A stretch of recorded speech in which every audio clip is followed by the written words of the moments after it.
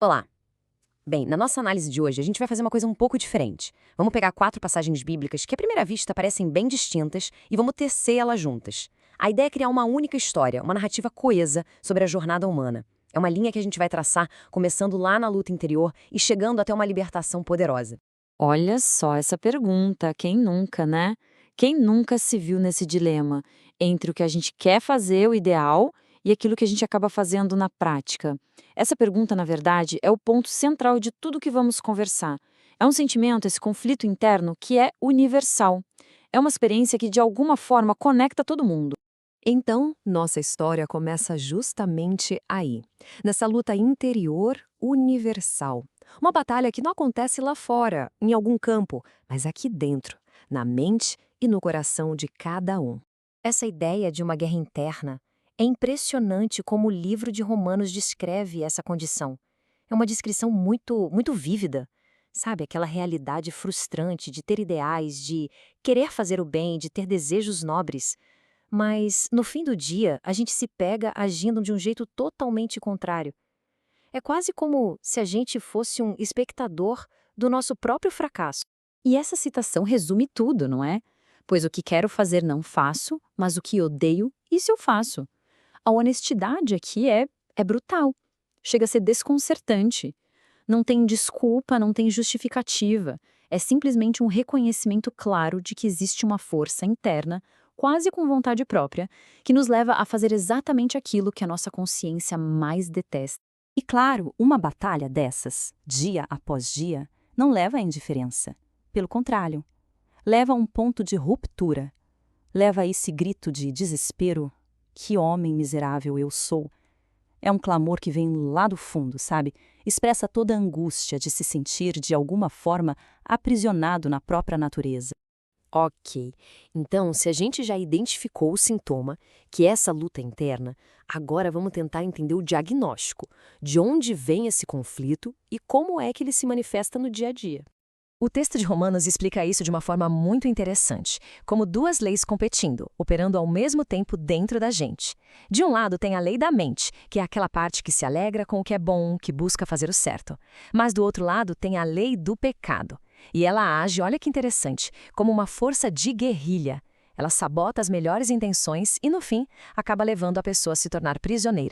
E para a gente não achar que essa paralisia toda é só uma questão teológica super complexa, o livro de Provérbios traz essa imagem, que é quase cômica, né?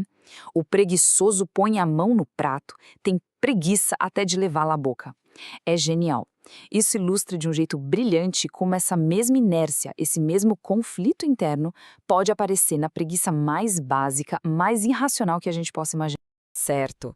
Reconhecer o problema é o primeiro passo, a gente já viu.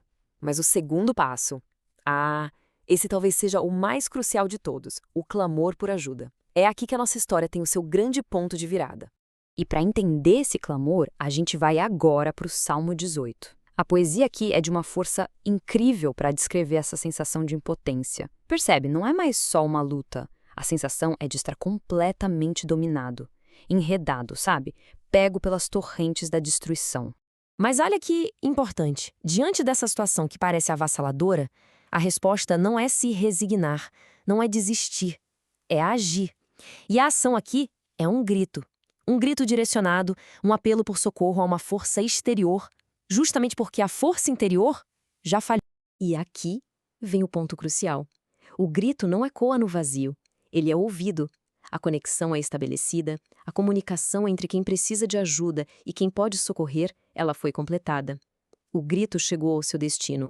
E é interessante pensar que essa dinâmica não acontece só no nível individual, de uma pessoa, como o salmista. O livro de Crônicas mostra exatamente o mesmo padrão acontecendo em escala nacional. Um povo inteiro se voltando buscando ajuda de forma coletiva. Pois bem, se o clamor por ajuda foi o ponto de virada à resposta divina, bom, esse é o clímax da nossa história. Vamos ver agora como essa ajuda finalmente se materializa. E aqui está a promessa central. Veja que a resposta não é aleatória, não é arbitrária. Ela está ligada a uma condição, um se. Se o meu povo se humilhar e orar, então eu ouvirei, perdoarei e curarei. É como se, ao cumprir essas condições, a promessa de perdão e restauração fosse ativada. E quando essa resposta vem, pelo menos na descrição do Salmo 18, ela não é nada sutil. É uma intervenção dramática, cósmica até.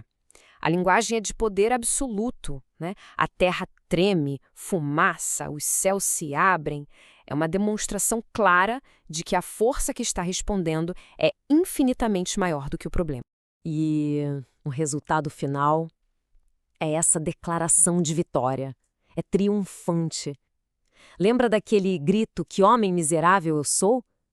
Agora, a declaração é outra. A identidade mudou completamente. De prisioneiro para protegido. A pessoa encontrou estabilidade, segurança, uma rocha, uma fortaleza.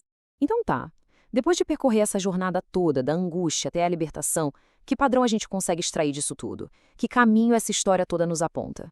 Basicamente, o processo todo pode ser resumido nesses 3 passos. Primeiro, reconhecer a luta. Começa com aquela honestidade brutal sobre a nossa própria condição. Segundo, clamar por intervenção. É o passo da humildade de pedir ajuda. E terceiro, confiar na resposta, que é, no fundo, a fé de que essa ajuda não só virá, mas será eficaz.